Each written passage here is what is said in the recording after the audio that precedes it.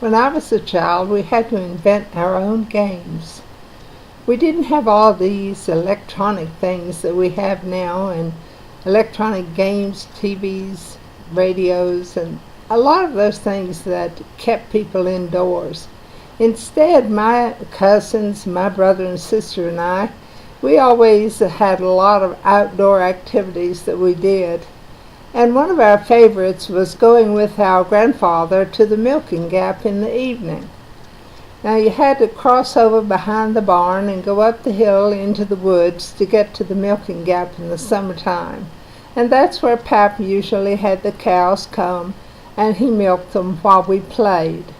One of our favorite activities was to ride a sapling. Now I don't know if you know what a sapling is, but it's just a young leaf tree that's not very big around, and it's very pliable. So you can climb up nearly to the top of that thing and just start rocking it back and forth and back and forth, and you can take a wonderful ride in the sapling tree doing that.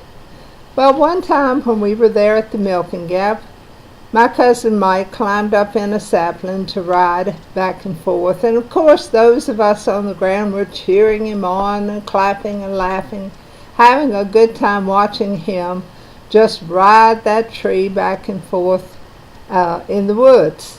Unfortunately, Mike lost his grip just as the tree was going back up from the ground, and it threw him through the pines, and we heard the echo of his voice as he went flying through the trees, and he crash-landed with a big thump on the ground. Naturally, we all ran to him, to see if he was okay. He was all scratched up, knocked the breath out of him, but he was okay and tried to laugh through his gasping for breath. Soon he was up running about with the rest of us. But that day I learned a lot about flexibility. The scripture tells us that a dry stick will easily break, and a flexible green one, you can conform it. You can bend it, and you can shape it. And if we happen to be a legalistic, inflexible, unchanging type of an attitude, then we have become a very inflexible person. Flexibility means that we're capable of change. It means that we're pliable. It means that you can listen to somebody else's opinion of something and not be ready to jump in and put your opinion on them.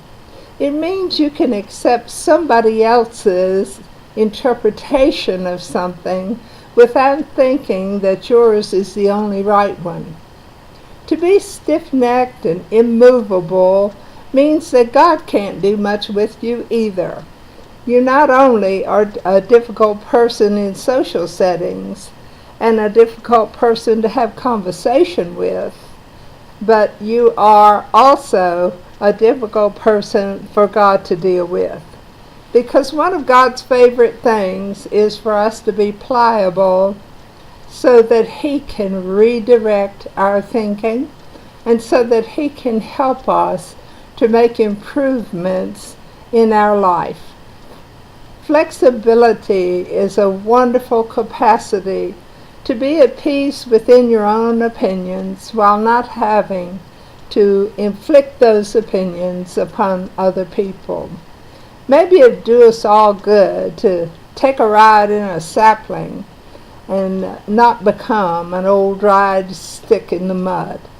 I hope you'll enjoy some flexibility in your life in the coming year. Thank you.